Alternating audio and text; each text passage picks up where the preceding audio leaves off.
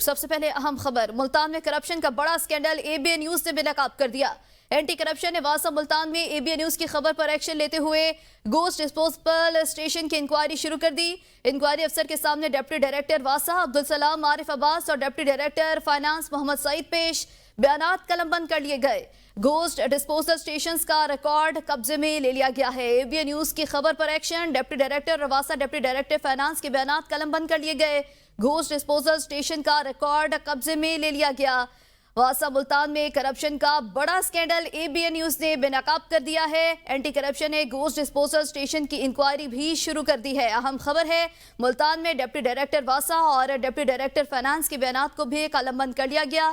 گوشت disposal station کا record قبضے میں لے لیا گیا ہے۔ اے بی این نیوز کی خبر پر بڑا ایکشن لیا گیا۔ واسا ملتان میں کرپشن کا بڑا scandal A B N news نے بے نقاب کر دیا۔ اینٹی کرپشن نے گوشت ڈسپوزل اسٹیشن کی انکوائری شروع کر دی۔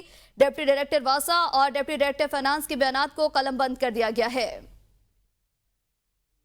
آپ کو بتائیں کہ واسا ملتان میں کرپشن کا یہ بڑا سکینڈل ہے جو کہ اے بی این نیوز نے بے نقاب کر دیا۔ مزید تفصیلات جانیں گے بیورو چیف اختر شیخ سے۔ اختر شیخ، بتائیے گا، ملتان میں یہ بڑا سکینڈل ہے واسا میں کرپشن کا، کیا تفصیلات ہیں؟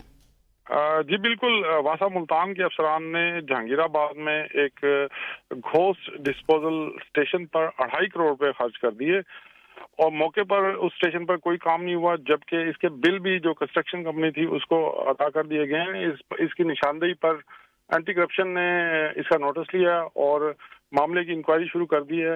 اینٹی کرپشن نے آج واسا کے جو افسران تھے، جس میں ڈپٹی ڈائریکٹر واسا عبدالسلام عارف عباس اور ڈپٹی ڈائریکٹر فائنانس محمد سعید شامل ہیں، ان کو طلب کیا اور اس سارے معاملے کا جو ہے وہ ریکارڈ بھی قبضے میں لے لیا ہے۔ جی چلیں، صحیح، بہت شکریہ بیورو چیف ملتان، ہمیں آگاہ کر رہے تھے۔